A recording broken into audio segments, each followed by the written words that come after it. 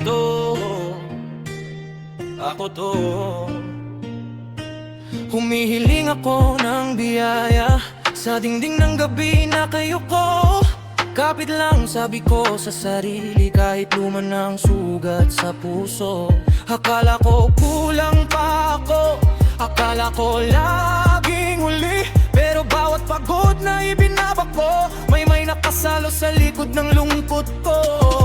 Mga naway lang ingay, mga matang hindi nagmamayabang. Doon ko nakita sa tagalaban na ang halaga ko di lang sa pangangarap. At ngayon, dahan-dahang bumabalik ang mga piraso ko sa mga palad na mabigat. At ngayon, naririnig ko ang dati kong dasal, pero iba na ang sagot. Ako na ang sagot sa iba. Ako ang biyaya sa iba. Ako ang biyaya sa iba. Humiling ako, di ko na. Ako ang biyaya sa iba. Ako ang biyaya sa iba. Ako ang biyaya sa iba.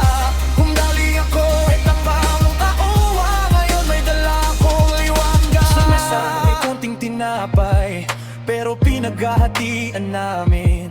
Sa bulsa halos walang laman, pero may oras akong ibinibigay. May kapitbahay na pagod, may kapatid na di na makangiti. Doon ko inilapag ang natira parang binhi sa lupa unti-unti. Hindi pala laging pera ang sagot sa gutom na mundo. Minsan tawag, minsan yakap, minsan presensya hindi tumataka. Kaso kapag ang ubos na, doon lumalabas ang tunay. Kasi ang biyayang dumating sa akin ay biyayang lumalampas sa laman.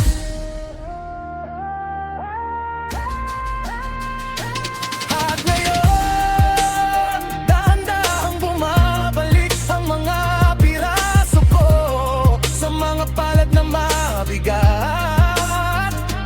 At ngayon, naririnig ko ang dati kong dasal, pero iba na ang sagot. Ako na ang sagot sa iba. Ako ang biyaya sa iba. Ako ang biyaya sa iba. Humihiling ako, eto na. Ako ang biyaya sa iba. Ako ang biyaya sa iba. Ako ang biyaya sa iba.